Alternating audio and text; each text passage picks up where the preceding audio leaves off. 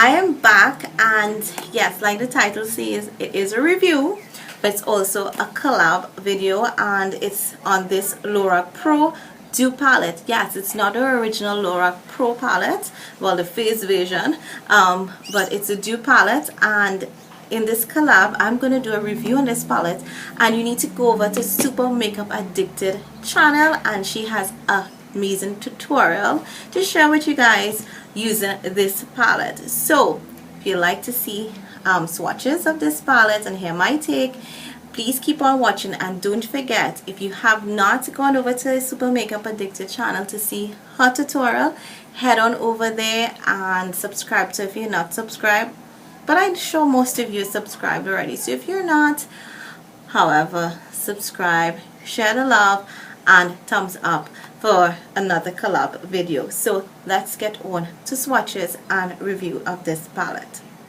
Okay, so this is what the palette looks like. It comes in a box that's very similar, but I've had this palette for a while and I did trash the box. I was keeping it, but then when I was going through my collection, I started to throw away a lot of boxes. So a lot of reviews are going to come without boxes. But this is how it looks like. It says scan here for tutorials, but it's not the original, remember that. And it says a bunch of information, eyeshadow palettes, how much product you get. It even says LoracCosmetics.com, but it's not the original palette. So it comes in a cardboard packaging that is very sleek and thin, so it's awesome for travel. And the cardboard is very sturdy. Now I wanted to share something with you. Before I did the review, my palette did have some eyeshadow marks in it and all that.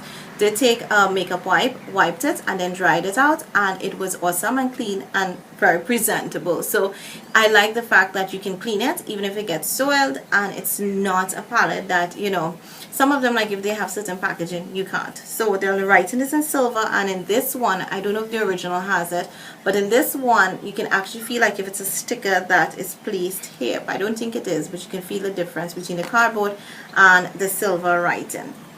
When you open it, you do get plastic that has the name Lorac on it. And what I love about this palette is that the names are on also the shadows. So like when you see Ishi's tutorial, you're going to see her calling the names as again saying, oh, it's just this color or that color. I love eyeshadow palettes that do have that.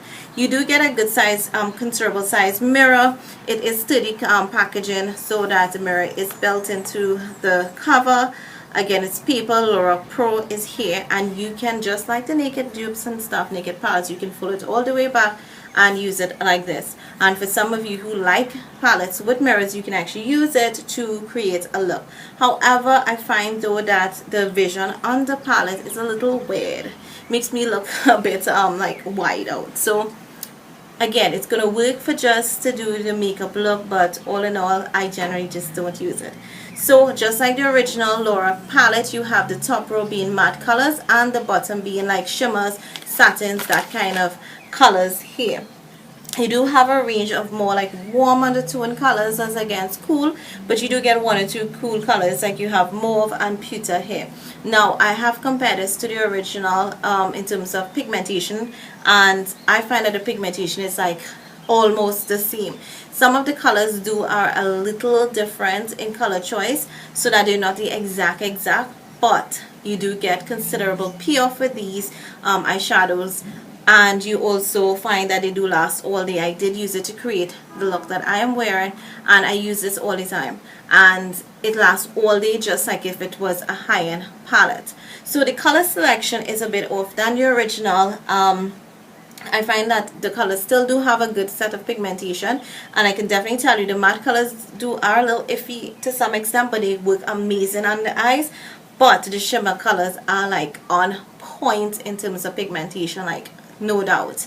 Like I said, I think one or two colors are a little bit off compared to the originals, and I'm not sure. I think this was one, like mauve, I think it's a little, or sable, one of those. I remember it was one of these colors here. So I've rambled enough about that, but let's get on to the swatching. I will definitely do the matte first color, well, the matte colors first, and then go down to the shimmers. So let's start with the first top colors, and you do get 16 colors, just like the Lorac Pro. I forgot to say that, the original Lorac Pro. So you have white, which is like your nice little champagne ivory white color. Then cream, which is another color next to it, which I am using as my highlighter. I think my lighting is maybe a little too much here. And then you have taupe, which I love to use as a transition color, and I plan to try it on the lid. It's a beautiful, gorgeous, gorgeous taupe color. Then you have light pink, which I generally like to use also as a highlighting color.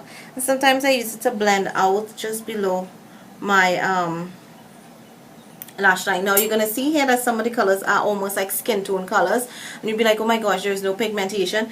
And they do sometimes maybe lack a little bit of pigmentation. However, they blend so amazing on the skin. I love it applied, and I've been doing like light swatches. That's like a second layer swatches, but they are matte, and they are like really, really, really, really amazing. I did have a little fallout there. So we have mauve, which is one, I must admit, one of the colors that I do also like. Then we have sable, which is next to mauve. Then we have espresso, which I find appears to be more of a satin. And then we have black. So that's them there and swatched.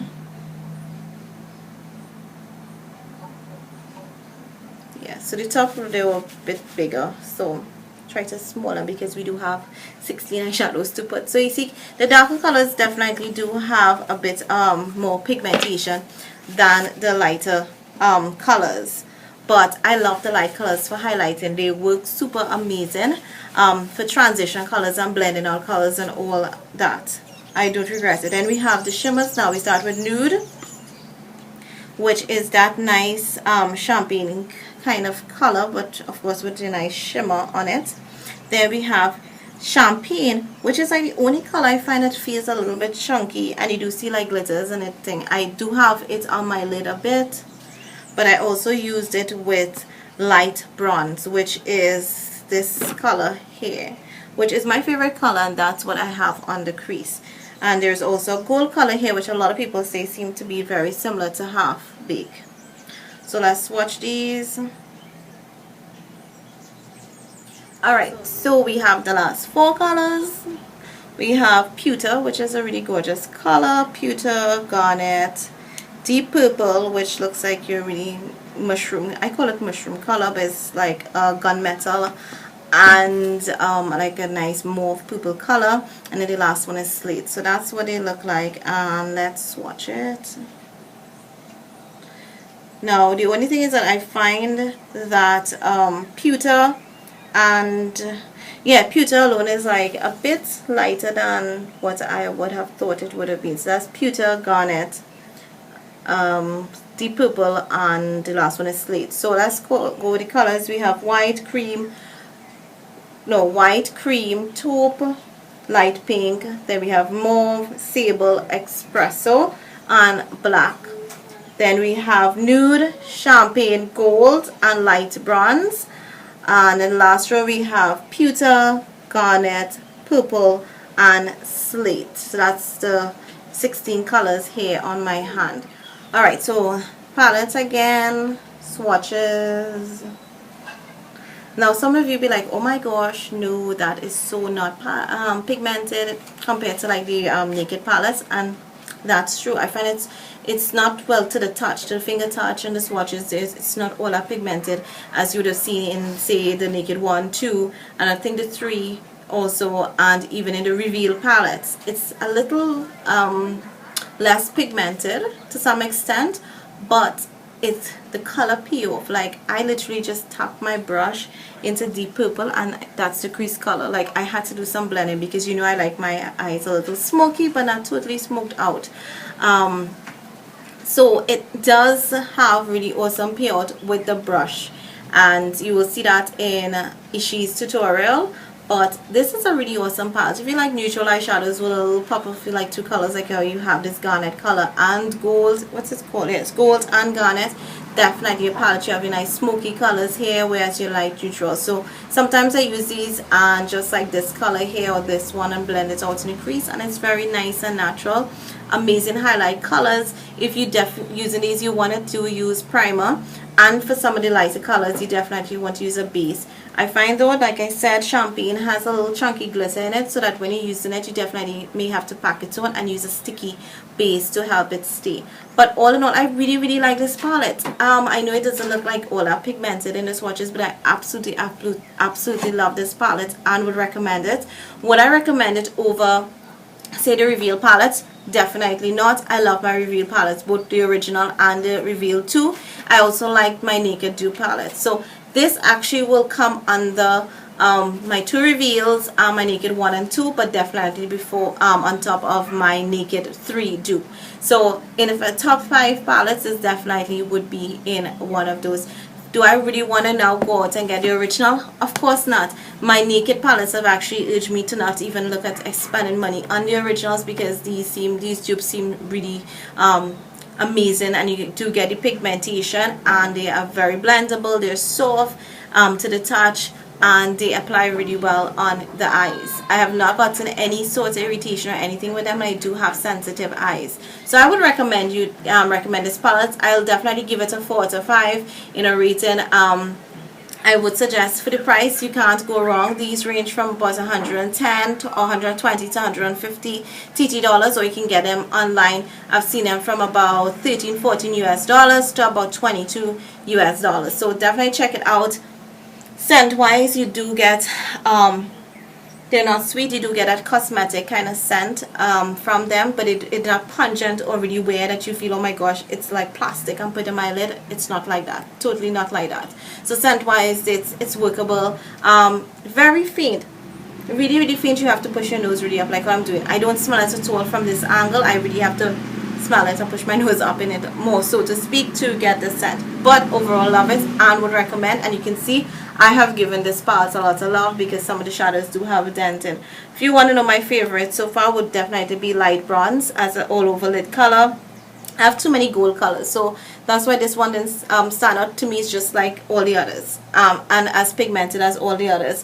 I like pewter a lot, and I barely use that sometimes in a crease. I do like taupe, mauve, sable, espresso. I use those as transition colors and crease colors. And I find though that sable can actually use as a brow color, so you can get you know, a lot of things from just this palette. And my favorite highlighter actually is cream from this palette, which is of course matte, and it's awesome, and I'm wearing it. So yeah, I know it's lengthy, my reviews are always lengthy, but I hope it was detailed enough for you guys, and definitely would recommend it for you to go check out and purchase one for yourself. So thanks for watching. Until my next review.